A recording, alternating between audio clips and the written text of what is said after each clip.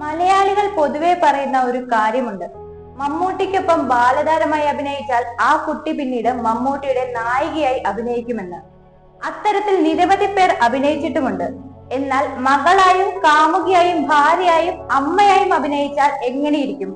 ഇത്തരത്തിൽ മമ്മൂട്ടിക്കൊപ്പം അഭിനയിച്ച നടിയാണ് മലയാളികളുടെ പ്രിയ താരം മീന. PG വിശ്വംഭരന്റെ സംവിധാനത്തിൽ 1984 പുറത്തിറങ്ങിയ ഒരു കൊച്ചു കഥ ആരും പറയാത്ത കഥ എന്ന സിനിമയിലൂടെയാണ് ബാലതാരമായിരുന്ന മീന മമ്മൂട്ടിയുടെ മകളായി വേഷമിടുന്നത്. യഥാർത്ഥത്തിൽ മകളല്ല, മകൾക്ക് തുല്യമായ കഥാപാത്രമായിരുന്നു അത്. രാക്ഷസ രാജാവ്, കറുത്ത പക്ഷികൾ, കഥ പറയുമ്പോൾ തുടങ്ങിയ മമ്മൂട്ടി ചിത്രങ്ങളിൽ പിൽക്കാലത്ത് മീന വീണ്ടും വേഷമിട്ടു. ഇതിൽ രാക്ഷസ രാജാവിലാണ് മീന യഥാർത്ഥത്തിൽ മമ്മൂട്ടിയുടെ നായിക വേഷത്തിൽ എത്തുന്നത്. ബാല്യകാല സഖിയിലാണ് മമ്മൂട്ടിയുടെ അമ്മ വേഷത്തിൽ മീന എത്തുന്നത്. ചിത്രത്തിലെ കേന്ദ്ര കഥാപാത്രമായ നജീബിന്റെ ഉമ്മയായാണ് മീന വേഷമിടുന്നത്. നജീബിന്റെ ബാപ്പ, അതായത് മീനയുടെ ഭർത്താവായി അഭിനയിച്ചത് മമ്മൂട്ടി തന്നെയായിരുന്നു എന്നതാണ് ഈ ചിത്രത്തിന്റെ മറ്റൊരു പ്രത്യേകത.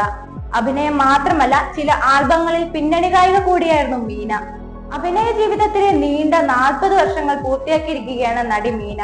ഇപ്പോഴും സജീവമായി തന്നെ നിരവധി സിനിമകളിൽ അഭിനയിച്ചുകൊണ്ടിരിക്കുകയാണ് നടി. സിനിമയ്ക്ക് പുറമെ ടെലിവിഷൻ റിയാലിറ്റി ഷോകളിലും മീന സജീവ സാന്നിധ്യമാണ്.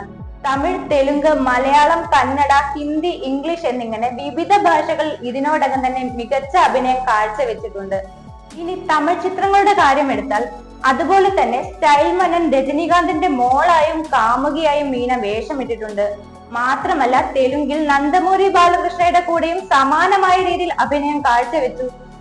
നിരവധി മുൻനിര നടിമാർ തിളങ്ങി നിന്നിരുന്ന കാലഘട്ടങ്ങളിൽ പോലും മീന തന്റേതായ കയ്യൊപ്പ് പതിപ്പിച്ചിരുന്നു.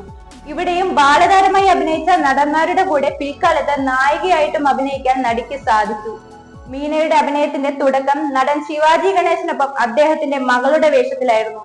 പിന്നീട് നടന്മാരായ രജനികാന്ത്, പ്രഭു തുടങ്ങിയ നിരവധി തമിഴ് താരങ്ങൾക്കൊപ്പം ബാലതാരമായി അഭിനയിച്ച മീന ഇവരുടെ എല്ലാം തന്നെ നായികാവേഷങ്ങളും പിന്നീട് കൈകാര്യം ചെയ്തിരുന്നു.